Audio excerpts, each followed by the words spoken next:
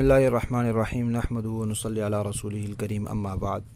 15 روزہ اسلامی عقائد کورس کے دوسرے حصے کا 18واں عنوان ہے اہل بیت رضی اللہ عنہم۔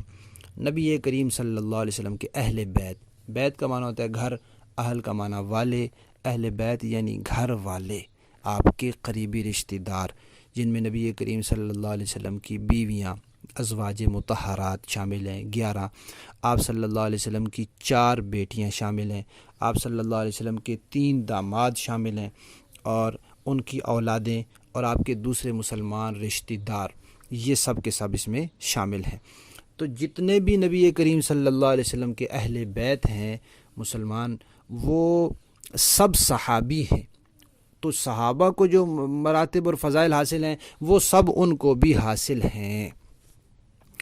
اور قرآن پاک میں اللہ تعالیٰ نے فرمایا کہ نبی کریم صلی اللہ علیہ وسلم کی ازواج جو ہیں وہ ایمان والوں کی مائیں ہیں۔ اب جو ان کو مائیں سمجھے، اپنی ماں سمجھے، وہ ایمان والا ہے، جو ان کو ماں نہ سمجھے وہ ایمان والا نہیں ہے۔ اور ایمان والوں کی مائیں ہیں تو مطلب ہے کہ پہلے وہ خود ایمان والی ہیں تو ایمان والوں کی مائیں ہیں۔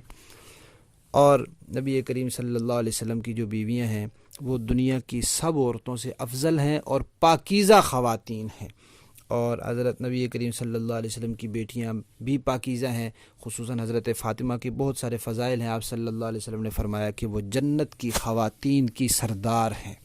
اور حضرت حسن و حسین رضی اللہ تعالیٰ عنہ جو حضور کے پیارے نواسے ہیں، ان کے بارے میں فرمایا کہ جنت کے جوانوں کے سردار ہیں، اور فرمایا کہ یہ دنیا میں میرے 2 پھول ہیں۔ تو صحابہ کی طرح اہل بیت سے محبت رکھنا بھی ضروری ہے، یہ بھی ایمان کا حصہ ہے۔ نبی کریم صلی اللہ علیہ وسلم نے صحابہ کو ستاروں کی طرح قرار دیا ہے، اور اہل بیت کو کشتی نوح کی طرح قرار دیا ہے کہ جب طوفان آیا تھا تو جو لوگ کشتی نوح میں سوار ہو گئے وہ بچ گئے، باقی سب غرق ہو گئے۔ تو جو اہل بیت سے محبت رکھے گا اور اہل بیت کی کشتی میں بیٹھ کر صحابہ سے رہنمائی لے گا وہ تو بچ جائے گا، ورنہ وہ کیا ہو جائے گا؟ غرق ہو جائے گا۔ سورہ احزاب میں آیت نمبر 32 سے اللہ تعالیٰ فرماتے ہیں یا نساء النبی لستن کاحد من النساء، اے نبی کی بیویوں تم دنیا کی عام عورتوں کی طرح نہیں ہو۔ فرمایا انما یرید اللہ لیذھب عنکم الرجس، اللہ تعالیٰ تم سے پلیدی اور ناپاکی کو دور کرنا چاہتے ہیں اور تمہیں اچھی طرح پاک کرنا چاہتے ہیں، تو اللہ نے ان کو پاک کیا۔ اور ترمذی میں روایت ہے حضور نے فرمایا کہ میرے اہل بیت سے محبت کرو میری محبت کی وجہ سے، تو جس کو حضور سے محبت ہوگی حضور کے اہل بیت سے بھی محبت ہوگی۔ اور مستدرک حاکم میں وہ روایت ہے حضور نے فرمایا کہ میرے اہل بیت نوح علیہ السلام کی کشتی جیسے ہیں، جو ان میں سوار ہو گیا وہ نجات پا گیا، جو پیچھے رہ گیا وہ غرق ہو گیا۔ اور بخاری شریف میں حدیث ہے حضور نے فرمایا کہ فاطمہ میرے جسم کا ٹکڑا ہے، جس نے اس کو غصہ دلایا اس نے مجھے غصہ دلایا۔